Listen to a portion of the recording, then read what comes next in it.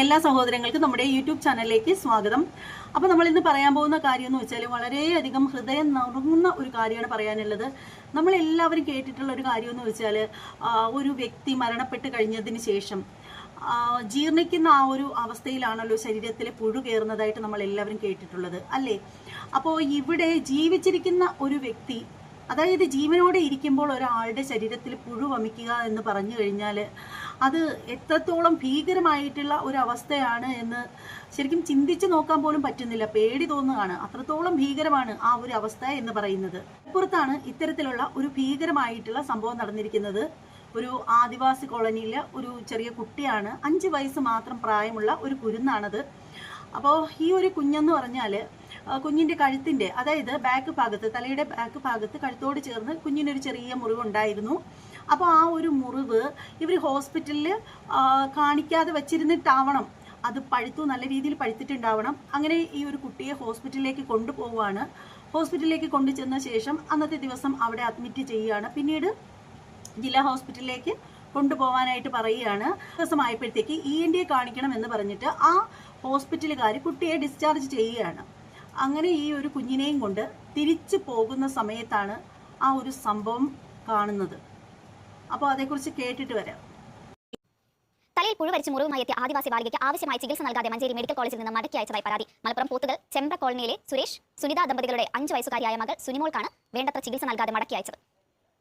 തലയുടെ പിൻഭാഗത്ത് കഴുത്തിനോട് ചേർന്ന മുറിവിൽ നിന്ന് പുഴുവരിക്കുന്ന നിലയിലാണ് 5 വയസ്സുകാരിയെ വ്യാഴാഴ്ച രാത്രി 7:00 നിലമ്പൂർ ജില്ലാ ആശുപത്രിയിൽ എത്തിച്ചത്. ദേഹമാസകലം വ്രണങ്ങളുണ്ട്. കുട്ടിക്ക് പ്രാഥമിക ചികിത്സ നൽകിയ ശേഷം മഞ്ചേരി മെഡിക്കൽ കോളേജിലേക്ക് റഫർ ചെയ്തു. സർജനെ കാണിക്കണമെന്ന് ഡ്യൂട്ടി ഡോക്ടർ അറിയിച്ചു. പിറ്റേ ദിവസം നേരം പുലർന്നപ്പോൾ തന്നെ കുട്ടിയെ ഡിസ്ചാർജ് ചെയ്തു. ITDP ഏർപ്പെടുത്തിയ ഓട്ടോറിക്ഷയിൽ മടങ്ങുമ്പോൾ കുട്ടിയുടെ ആരോഗ്യസ്ഥിതി മോശമാണെന്ന സംശയത്തിൽ വഴിയിൽ നിർത്തി ഓട്ടോ ഡ്രൈവർ പരിശോധിച്ചപ്പോഴാണ് മുറിവിൽ നിറയെ പുഴുക്കളെ കാണുന്നത്. 2-3 പ്രാവശ്യം കുട്ടി വണ്ടിയിൽ ഞെട്ടി കരയുന്നതായിട്ട് കണ്ടു. അപ്പോൾ അവരോട് ചോദിച്ചു, കുട്ടിയെ കരയുന്നപ്പോൾ മുറിവ് വെച്ചിട്ടാണ്. അപ്പോൾ വീണ്ടും നേരത്തെ പോലെ ചോദ്യം ചെലവ് വരുന്നുണ്ടോ ചോദിച്ചു. ഉണ്ട്, അതിൽ നിന്ന് പുഴുക്കൾ ഇങ്ങനെ ഇളകുന്നത് കാണാൻ വന്നു. ഞാൻ വണ്ടി സൈഡാക്കി മുറിവ് തുറന്നു നോക്കിയപ്പോൾ അതിൽ നല്ലതുപോലെ പുഴുക്കൾ ഇങ്ങനെ നുഞ്ഞുന്നതായിട്ട് കാണപ്പെട്ടു. ശുചിത്വത്തിന്റെ കുറവുകൊണ്ടുണ്ടായ മുറിവുകളാണ് വലിയ വ്രണങ്ങളായി മാറിയത്. നിലമ്പൂർ ജില്ലാ ആശുപത്രിയിൽ നിന്ന് പുഴുക്കളെ നീക്കം ചെയ്ത ശേഷം കുട്ടിയെ കോഴിക്കോട് മെഡിക്കൽ കോളേജിലേക്ക് റഫർ ചെയ്തു. ഏകദേശം 15 പുഴുക്കളെങ്കിലും ആ മുറിവിൽ നിന്നും 5 വയസ്സായ കുട്ടിയുടെ മുറിവിൽ നിന്നും തോണ്ടിയെടുത്തു. അത് വീണ്ടും ഒരു മഞ്ചേരിക്ക് കൊണ്ടുപോകാനാണ് പറഞ്ഞത്. അപ്പോൾ മഞ്ചേരി വേണ്ടത് ട്രീറ്റ്മെന്റ് കിട്ടില്ല എന്ന സംശയത്തിൽ അത് വീണ്ടും കോഴിക്കോട്ടേക്ക് മാറ്റാനായിട്ട് പറഞ്ഞ കോഴിക്കോട്ടേക്കാണ് ആ കുട്ടിയെ കൊണ്ടുവന്നത്. കോഴിക്കോട് മെഡിക്കൽ കോളേജിലെ തീവ്രപരിചരണ വിഭാഗത്തിൽ ചികിത്സയിൽ കഴിയാണ് 5 വയസ്സ്. അപ്പോൾ എന്താണെന്ന് വെച്ചാൽ ആ ഓട്ടോയിലാണ് ഇവർ കൊണ്ടുപോകുന്നത് കുഞ്ഞിനെ. അപ്പോൾ ഓട്ടോയിൽ വെച്ചിട്ട് കുഞ്ഞ് വല്ലാതെ ഞെട്ടുകയും കുഞ്ഞ് കരയുകയും ഒക്കെ ചെയ്യുകയാണ്. അപ്പോൾ അത് എന്താണ് എന്ന് നോക്കാനായിട്ട് നോക്കുന്ന സമയത്ത് ഈ ഒരു കുഞ്ഞിൻ്റെ മുറിവിൽ നിന്നും ചലവും ബ്ലഡും കലർന്ന പഴുപ്പൊക്കെ വരുന്നതായിട്ടാണ് കാണുന്നത്. അങ്ങനെ ആ ഒരു ഓട്ടോറിക്ഷക്കാരൻ ആ ഒരു വണ്ടി മാറ്റി നിർത്തിയിട്ട് പുള്ളിക്കാരൻ ഇറങ്ങിയിട്ട് നോക്കുകയാണ്. പുള്ളിക്കാരനും കൂടി ചേർന്നിട്ട് നോക്കുകയാണ്. നോക്കുമ്പോൾ കണ്ട കാഴ്ചയെന്ന് പറഞ്ഞാൽ കുഞ്ഞിൻ്റെ ആ ഒരു മുറിവ് ശരിക്കും ക്ലീൻ ചെയ്തിട്ടില്ല. ആ ഒരു മുറിവിൽ കൂടി പഴുപ്പും ചലവും ഒക്കെ ഇങ്ങനെ വന്നുകൊണ്ടിരിക്കുകയാണ്. അതിനുള്ളിൽ നോക്കുമ്പോഴത്തേക്ക് കാണുന്നത് പുഴുക്കളുണ്ടല്ലോ, കുഞ്ഞു കുഞ്ഞു പുഴുക്കൾ അതിനകത്ത് വമിക്കുന്ന ഒരു കാഴ്ചയാണ് ഇദ്ദേഹം കാണുന്നത്, ഇവരൊക്കെ കാണുന്നത്.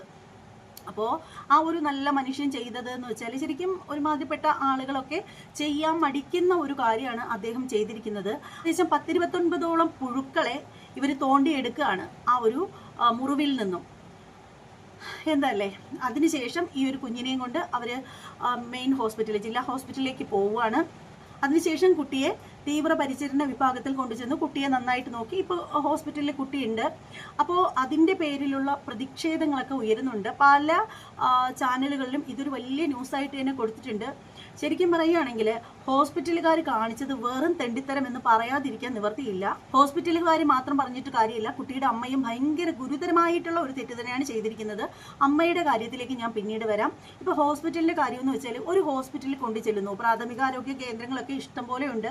ഒരു ഹോസ്പിറ്റലിലേക്ക് കൊണ്ടു ചെല്ലുമ്പോഴത്തേക്ക് ആ ഒരു കുട്ടിയെ പരിശോധിച്ച ശേഷം അവർക്കറിയില്ലേ കുട്ടിയുടെ ശരീരത്തിൽ ഇത്രയും പഴുപ്പ് വരുമ്പോൾ അതിനുള്ളിൽ പുഴുക്കളുണ്ടെന്ന് അവർ ഒട്ടും ക്ലീൻ ചെയ്യാതെയും നോക്കാതെയും വെറും ഒരു ബാൻഡേജ് എടുത്ത് വെച്ചിട്ട് ഈ ഒരു കുരുന്നിനെ വിടുകയാണോ ചെയ്തത്? അങ്ങനെയാണോ ഒരു ഹോസ്പിറ്റലുകാർ ചെയ്യേണ്ടത്? ഇന്നത്തെ കാലഘട്ടത്തിൽ നമ്മൾ കുറേയായി കാണുന്ന കാര്യമെന്ന് വെച്ചാൽ ഡോക്ടർമാരുടെ കയ്യിൽ നിന്നായാലും അതുപോലെ തന്നെ നഴ്സുമാരുടെ കയ്യിൽ നിന്നൊക്കെ എന്തെങ്കിലുമൊക്കെ മിസ്റ്റേക്ക് വന്നു കഴിഞ്ഞാൽ അവർക്ക് ചെറിയൊരു പണിഷ്മെൻറ്റ് കൊടുത്തങ്ങ് ഒഴിവാക്കും. അവരെ മാതൃകാപരമായിട്ട് ശിക്ഷിക്കാറില്ല. അങ്ങനെ ശിക്ഷിക്കാത്തത് കൊണ്ടാണ് വീണ്ടും വീണ്ടും വീണ്ടും ഇത്തരത്തിലുള്ള തെറ്റുകൾ ആവർത്തിക്കപ്പെടുന്നതിൻ്റെ ഏറ്റവും പ്രധാനപ്പെട്ട ഒരു കാര്യം എന്ന് പറയുന്നത്. കാരണം അവരെന്ത് ചെയ്താലും ഒരു കാര്യവുമില്ല, അവരെന്ത് ചെയ്താലും വേറെ പ്രശ്നമൊന്നുമില്ല. അവർക്കെതിരെ ഒരു ശക്തമായ, നമ്മൾ ആരെങ്കിലും ഇതുവരെയും, സത്യത്തിൽ ഞാൻ ഇതുവരെയും കേട്ടിട്ടില്ല ഒരു ഡോക്ടറെയും അറസ്റ്റ് ചെയ്ത് ജയിലിൽ കൊണ്ടിട്ട് എന്ന് പറഞ്ഞിട്ട്. എത്രയോ സ്ഥലത്ത് ഗുരുതരമായിട്ടുള്ള ചികിത്സാ പിഴവുകൾ സംഭവിക്കുന്നു. നമ്മളിപ്പോൾ ഈ അടുത്ത സമയത്ത് കണ്ടതാണ്, ഒരു പെൺകുഞ്ഞിൻ്റെ കൈപ്പത്തി പോലും മുറിച്ച് മാറ്റേണ്ട അവസ്ഥയിലേക്ക് പോയി കാര്യങ്ങൾ. അപ്പോൾ അതുപോലെ തന്നെ നമ്മൾ കണ്ടതാണ്, ഒരു യുവതി ഇതുപോലെ ഒരു ചികിത്സയ്ക്ക് ചെന്നിട്ട് ഒടുവിൽ പുള്ളിക്കാരത്തിയുടെ ശരീരം മുഴുവനും അനങ്ങാൻ പറ്റാത്തൊരവസ്ഥയിൽ ശരീരം മരവിക്കുന്ന ഒരു സാഹചര്യമൊക്കെ സംഭവിച്ചതും ഒക്കെ നമ്മൾ കണ്ടതാണ് ന്യൂസുകളിലൂടെ. അപ്പോൾ ഇതൊക്കെ എന്ന് പറഞ്ഞാൽ ഗുരുതരമായിട്ടുള്ള ചികിത്സാ പിഴവുകളാണ്. ഇതിനെതിരെ ശക്തമായിട്ടുള്ള ഒരു നിയമം വരണം. അതായത് ഡോക്ടർമാരാണെങ്കിലും ഇത്തരത്തിൽ തെറ്റുകൾ സംഭവിച്ചു കഴിഞ്ഞാൽ, ഒരാളുടെ ജീവൻ നഷ്ടപ്പെട്ടാൽ, ഒരാളുടെ കയ്യോ കാലോ മുറിച്ചു മാറ്റേണ്ട സാഹചര്യം വന്നു കഴിഞ്ഞാൽ, ആ ഒരു ഡോക്ടർ ആ ഒരു പദവിയിൽ ഇരിക്കാൻ എങ്ങനെ യോഗ്യയാവും, അല്ലെങ്കിൽ യോഗ്യനാവും, എങ്ങനെ ആ ഒരു പദവിയിൽ ഇരിക്കാൻ യോഗ്യനാവും? ചികിത്സാ പിഴവ് എന്ന് പറഞ്ഞ് അവർക്ക് നൈസായിട്ട് ഒഴിഞ്ഞു മാറാൻ പറ്റും. അപ്പോൾ ഇവിടെയും ആളുകൾ പറയും ചികിത്സാ പിഴവ് സംഭവിച്ചു പോയതല്ലേന്ന്. അങ്ങനെ പിഴവ് സംഭവിക്കാൻ പാടുണ്ടോ? ഒരു ഡോക്ടർ ആവാൻ വേണ്ടിയിട്ട് അവർ എത്രത്തോളം കഷ്ടപ്പെട്ടാണ് പഠിക്കുന്നത്. പഠിച്ച് ഡോക്ടറായി കഴിയുമ്പോൾ എന്തിനാണ് ചികിത്സാ പിഴവ് സംഭവിക്കുന്നത്? അങ്ങനെ സംഭവിക്കാനാണെങ്കിൽ, ഇപ്പോൾ ഒരു ചികിത്സാ പിഴവ് സംഭവിക്കുന്നു എങ്കിൽ അവർ ഡോക്ടറായിട്ട് ഇരിക്കാൻ അവിടെ എന്ത് യോഗ്യതയാണുള്ളത്? അബദ്ധമൊക്കെ എല്ലാവർക്കും സംഭവിക്കുമല്ലോ എന്ന് പറഞ്ഞ് കൈമലത്തുന്ന ആളുകൾ ഉണ്ടായിരിക്കും. പക്ഷെ നിങ്ങളെ ഭാഗത്ത് നിന്നും ചിന്തിക്കുമ്പോൾ ഞങ്ങൾക്കൊരു അബദ്ധം പറ്റി എന്ന് പറഞ്ഞ് ഡോക്ടർമാരായാലും സിസ്റ്റർമാരായാലും അവരൊക്കെ നൈസിന് പറഞ്ഞങ്ങ് ഒതുക്കാം. പക്ഷേ നിങ്ങൾക്ക് സംഭവിക്കുന്ന ഈ ഒരു ചെറിയ അബദ്ധത്തിൽ പൊലിഞ്ഞു പോകുന്നത് ഏതെങ്കിലും പാവപ്പെട്ട വ്യക്തിയുടെ ജീവിതമായിരിക്കും. ആ ഒരു വ്യക്തിയായിരിക്കും ഒരുപക്ഷെ ആ ഒരു കുടുംബത്തിൻ്റെ തന്നെ അത്താണിയായിട്ടുള്ളത്. ഒരു കുടുംബത്തിലെ മുഴുവനും പ്രതീക്ഷയും ആ ഒരു വ്യക്തിയിലായിരിക്കും. അപ്പോൾ ഇവിടെ എന്ന് പറഞ്ഞാൽ കൂടുതൽ അബദ്ധങ്ങൾ വരുന്നതിൻ്റെ കാരണമെന്ന് പറഞ്ഞാൽ ഇവർക്ക് ഡോക്ടർമാർക്കൊന്നും ശക്തമായിട്ടുള്ള ഒരു ശിക്ഷയും കിട്ടാറില്ല. അതുകൊണ്ട് തന്നെയാണ്. പിന്നെ ഈ ഒരു വിഷയത്തിൽ പറയേണ്ടതെന്ന് വെച്ചാൽ, ഞാൻ ഇത്രയും പറഞ്ഞത് മറ്റൊന്നും കൊണ്ടല്ല, ആ ഒരു കുരുന്നിൻ്റെ ആ ഒരു മുറിവ് പോലും ക്ലീൻ ചെയ്യാതെ അതിനകത്തൊരു ബാൻഡേജ് വെച്ച് കെട്ടിവെച്ച് അങ്ങ് വിട്ടു എന്ന് പറയുമ്പോൾ അത് വളരെ വലിയ തെറ്റ് തന്നെയാണ്. നിങ്ങൾക്ക് ശമ്പളം തന്ന് അവിടെ നിങ്ങളെ ഇരുത്തിയിരിക്കുന്നത് എന്തിനു വേണ്ടിയിട്ടാണ്? നിങ്ങളെ ഇരുത്തിയിരിക്കുന്നത് ഇതുപോലെ വരുന്ന പാവപ്പെട്ട മനുഷ്യരെ ചികിത്സിക്കാൻ വേണ്ടിയിട്ടാണ്. ആ ജോലിയിൽ നിന്ന് വിരമിച്ച് പോകുന്ന സമയത്ത് നിങ്ങൾക്ക് മാസം മാസം നല്ലൊരു തുക പെൻഷനായിട്ടൊക്കെ തരുന്നത് ഇതുപോലെ ജനങ്ങളെ സേവിക്കുന്നതിൻ്റെ പാരിതോഷികമായിട്ട് കൂട്ടിയാൽ മതി. നിങ്ങൾ അത്രയും കാലം കഷ്ടപ്പെടുന്നതിന് നിങ്ങൾക്ക് നല്ലൊരു എമൗണ്ടാണ് മാസം സാലറി ആയിട്ട് കിട്ടുന്നത്. അതുകൂടാതെ തന്നെ നിങ്ങൾ പ്രൈവറ്റ് ആയിട്ട് ക്ലിനിക്കിൽ ഇരുന്ന് ആ പേഷ്യൻസിനെ നോക്കി പൈസ ഉണ്ടാക്കുന്നു. അത് നിങ്ങൾ കഷ്ടപ്പെട്ട് പഠിച്ചിട്ട് തന്നെയാണ്. പക്ഷേ എന്ന് കരുതി ഇതുപോലെയുള്ള ഇത് ഒരു വലിയ ഗുരുതരമായിട്ടുള്ള തെറ്റ് തന്നെയാണ്. കാരണം എന്താണെന്ന് വെച്ചാൽ, ഒരു കുട്ടിയെ കൊണ്ടുവന്നു, അപ്പോൾ ആ ഒരു കുട്ടിയുടെ മുറിവിനുള്ളിൽ ഇത്രയധികം പുഴു ഉണ്ടായതിനു ശേഷം പോലും നിങ്ങൾക്കത് കാണാൻ കഴിഞ്ഞിട്ടില്ല എങ്കിൽ എന്താണ് അതിൻ്റെ അർത്ഥം? നിങ്ങൾ അത് നോക്കിയിട്ടില്ല എന്നല്ലേ മനസ്സിലാക്കാനുള്ളത്? അപ്പോൾ ഈ ഒരു തെറ്റ് ഒരിക്കലും ക്ഷമിക്കാൻ പറ്റുന്ന തെറ്റല്ല. അതൊരു പിഞ്ച് കുഞ്ഞാണ് എന്ന് ഓർക്കണം. അപ്പോൾ ഈ ഒരു കാര്യമാണ് എനിക്കിവിടെ പറയാനുള്ളത്. പിന്നീട് പറയേണ്ട ഒരു കാര്യം എന്ന് വെച്ചാൽ, ഡോക്ടർമാർക്കെതിരെ, സിസ്റ്റർമാർക്കെതിരെ, അതുപോലെ തന്നെ ഹോസ്പിറ്റലിലുള്ള മറ്റ് ജീവനക്കാർക്കെതിരെയൊക്കെ ആരെങ്കിലും സംസാരിച്ചു കഴിഞ്ഞാൽ കേസെടുക്കുക, ആർക്കും മിണ്ടാൻ പറ്റാത്തൊരു സാഹചര്യം, അതൊക്കെയാണ് ഇപ്പോൾ ഹോസ്പിറ്റലിലൊക്കെ ചെന്ന് കഴിഞ്ഞാൽ നമ്മൾ എന്തെങ്കിലും തെറ്റുകളുണ്ടെങ്കിൽ നമ്മൾ അവിടെ ചോദ്യം ചെയ്യാൻ പറ്റില്ല. എന്നാൽ എപ്പോഴും കേസാണ്. കാരണം ഹോസ്പിറ്റൽ ജീവനക്കാരോടൊന്നും മിണ്ടാൻ പാടില്ല. ഇതൊക്കെയാണ് ഇത്തരത്തിലുള്ള തെമ്മാടിത്തരങ്ങളൊക്കെ കാണിക്കാനുള്ള അവർക്ക് കിട്ടുന്ന ഏറ്റവും വലിയ പ്രോത്സാഹനം എന്ന് പറയുന്നത്. അല്ലെങ്കിൽ ഒന്ന് ആലോചിച്ച് നോക്കൂ, ഒരു കുട്ടിയെ ഹോസ്പിറ്റലിൽ കൊണ്ടുവരുമ്പോൾ ആ ഒരു കുട്ടിയുടെ മുറിവ് ക്ലീൻ ചെയ്യുമ്പോൾ തീർച്ചയായിട്ടും അവർക്ക് കാണാൻ സാധിക്കും അതിനകത്ത് പുഴു ഉണ്ടെന്നുണ്ടെങ്കിൽ. ഇതിൽ കുഞ്ഞിന് ഇതുപോലെ മുറിവിനുള്ളിൽ പുഴു ഉണ്ടെന്ന് പറയുകയോ അതൊന്നും ചെയ്യാത്തത് അവരുടെ ഭാഗത്തു നിന്നുള്ള ഏറ്റവും വലിയ ഗുരുതരമായിട്ടുള്ള തെറ്റ് തന്നെയാണ്. പിന്നീട് പറയാനുള്ള മറ്റൊരു കാര്യം എന്ന് വെച്ചാൽ, ഈ ഒരു കുട്ടിയുടെ അമ്മയുടെ കാര്യം, അതാണ് ഞാൻ പറഞ്ഞത് പിന്നീട് ഞാൻ പറയാമെന്ന് പറഞ്ഞൊരു കാര്യം എന്ന് വെച്ചാൽ, ഈ ഒരു കുഞ്ഞിൻ്റെ അമ്മയുടെ കാര്യം പറയുകയാണെങ്കിൽ, ആ ഒരു അമ്മയ്ക്ക് അമ്മ എന്ന് പറയുന്ന ആ ഒരു സ്ഥാനത്തിരിക്കാനായിട്ട് എന്ത് യോഗ്യതയാണുള്ളത്? എനിക്ക് പറയാനുള്ളതെന്ന് വെച്ചാൽ, ആ ഒരു അമ്മയുടെ പേരിൽ കേസ് എടുക്കണം എന്നാണ്. കാരണം 5 വയസ്സ് മാത്രം പ്രായമായ ഒരു കുരുന്നിനെ നോക്കാൻ പറ്റിയിട്ടില്ലെങ്കിൽ പിന്നെ ഇവളൊക്കെ എന്ത് തേങ്ങയിലമ്മയാണ്? 5 വയസ്സായ ഒരു കുഞ്ഞിന് സ്വന്തം കാര്യം സ്വയം നോക്കാനായിട്ട് കഴിയില്ല. അതിൻ്റെ കാര്യങ്ങൾ അമ്മമാർ തന്നെയാണ് ചെയ്തു കൊടുക്കുന്നത്. ഇപ്പോൾ നമ്മൾക്കും ഇതുപോലെ 1-2 കുട്ടികളുള്ള, ഇപ്പോഴാണ് കുട്ടികളൊക്കെ, നമ്മുടെ മക്കളൊക്കെ മുതിർന്ന കുട്ടികളായത്. പക്ഷേ നമ്മുടെ കുട്ടികളുടെ കാര്യങ്ങളെല്ലാം വളരെ ക്ലിയറായിട്ട് നോക്കി അവരെ വളർത്തിയ അമ്മയാണ് ഞാൻ. ഇപ്പോഴും കുഞ്ഞുങ്ങളുടെ കാര്യങ്ങളൊക്കെ വളരെ കൃത്യമായിട്ട് നോക്കാറുണ്ട്. മക്കൾ കുളിച്ചോ ഉറങ്ങിയോ എല്ലാ കാര്യങ്ങളും കൃത്യമായിട്ട് തിരക്കാറുണ്ട്. അപ്പം അതുപോലെ വേണം എല്ലാ അമ്മമാരും ചെയ്യേണ്ടതെന്ന് പറഞ്ഞാൽ, കുട്ടികളുടെ കാര്യങ്ങളൊക്കെ നമ്മൾ നോക്കണം. 5 വയസ്സ് മാത്രം പ്രായമായ ഒരു കുരുന്നിൻ്റെ കാര്യം അത്രയേറെ ആ ഒരു അമ്മ ശ്രദ്ധിക്കാഞ്ഞിട്ടാണ്. ഒരു മുറിവിൽ പുഴു ഉണ്ടാവണമെങ്കിൽ, ഒന്ന് ഓർത്തു നോക്കണം. 5 വയസ്സ് മാത്രം പ്രായമായ ഒരു കുരുന്നിൻ്റെ മുറിവിൽ പുഴു ഉണ്ടാകണമെങ്കിൽ ആ ഒരു അമ്മ എത്രത്തോളം ആ ഒരു കുരുന്നിനെ ശ്രദ്ധിക്കുന്നില്ല. ഒരമ്മ ആ ഒരു കുഞ്ഞിനെ സമയത്ത് കുളിപ്പിച്ച് വൃത്തിയാക്കി ആ ഒരു മുറിവ് ക്ലീൻ ചെയ്ത് മരുന്നൊക്കെ വച്ച് കൊടുത്തിരുന്നെങ്കിൽ ആ ഒരു മുറിവിൽ പുഴു ഒരിക്കലും വരില്ലായിരുന്നു. അപ്പോൾ ആദ്യം ആ ഒരു അമ്മയ്ക്കാണ് കൊടുക്കേണ്ടത്. ഇവളുമാർക്കൊക്കെ എന്താണ് അവിടെ ജോലി?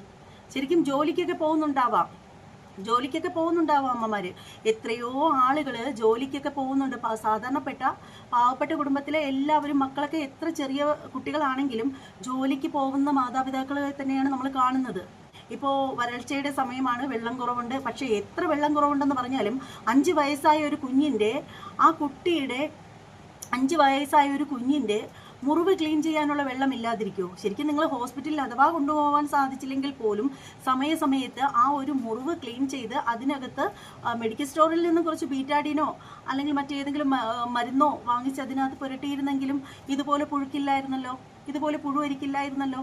അപ്പോൾ നിങ്ങൾക്ക് എന്ത് യോഗ്യതയാണുള്ളത് സ്ത്രീയെ ഒരു അമ്മ എന്ന് പറഞ്ഞിട്ട് ഇരിക്കാനായിട്ട്? ഒരമ്മ എന്ന് പറയുന്ന വാക്കുച്ചരിക്കാൻ പോലുമുള്ള ഒരു തരത്തിലുള്ള യോഗ്യതയും നിങ്ങൾക്കില്ല.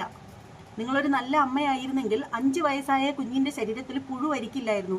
ശരിക്കും അത് കേട്ടപ്പോഴുണ്ടല്ലോ ആ ഒരു കുഞ്ഞിനോട് വളരെയധികം വേദന തോന്നി എന്ന് മാത്രമല്ല, ഈ ഒരു തള്ളയെ എൻ്റെ കയ്യിൽ കിട്ടിയിരുന്നെങ്കിൽ ഞാൻ വലിച്ചു കീറി വെച്ചാൽ. അത്രയ്ക്ക് ദേഷ്യം എനിക്ക് തോന്നി. കാര്യം എന്തെന്ന് വെച്ചാൽ അത്രയധികം വൃത്തിയാക്കാഞ്ഞിട്ടും അത്രയധികം കുളിപ്പിച്ച് വൃത്തിയാക്കി അതിനെ സൂക്ഷിക്കാഞ്ഞിട്ടാണ് അതിൻ്റെ മുറിവിനകത്ത് ഇതുപോലെ പുഴു ഉണ്ടായത്.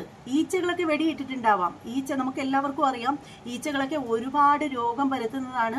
മലത്തിലും അതിലും ഇതിലും ഒക്കെ ചെന്ന് പറ്റിപ്പിടിച്ചിരുന്നിട്ട് ആ മുറിവിനകത്ത് വന്ന് പറ്റുമ്പോൾ അതിനകത്ത് ഈ പറയും പോലെ തന്നെ പുഴുക്കളൊക്കെ ഉണ്ടാവാൻ ചാൻസ് ഉണ്ട്. നമ്മൾ ഒരുപാട് കുട്ടികളുടെ മുറിവുകളൊക്കെ നമ്മൾ കണ്ടിട്ടുണ്ട്, പഴുപ്പ് വരുന്നത് കണ്ടിട്ടുണ്ട്, കാലൊക്കെ മുറിഞ്ഞിട്ടൊക്കെ. നമ്മളെയൊക്കെ ചെറുതിലേ നമ്മളൊക്കെ മറിഞ്ഞ് വീഴാറുണ്ടായിരുന്നു. ഇന്നത്തെ കാലത്തെ കുട്ടികൾ ഓടിക്കളിക്കുന്നതൊന്നുമില്ല. അവർക്ക് ഒരു മൊബൈൽ ഫോൺ കിട്ടിക്കഴിഞ്ഞാൽ അത് തന്നെയാണ് അവരുടെ സ്വർഗം. അതുകൊണ്ട് തന്നെ അവർ മറിഞ്ഞിടിച്ച് വീഴാറുമില്ല.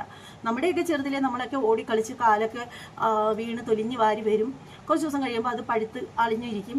അതിനകത്ത് നമ്മുടെ തളമാര് ചൂടുവെള്ളമൊക്കെ വെച്ച് കഴുകി വൃത്തിയാക്കി അതിനകത്ത് അന്നൊക്കെ എന്ന് പറഞ്ഞാൽ പൊടിയാണ്, ഒരു ചെറിയൊരു പ്ലാസ്റ്റിക് ഗുളിക പോലുള്ള ഒരു പൊടിയുണ്ട്, അതിട്ട് തരും, അതങ്ങ് ഉണങ്ങിപ്പോവും.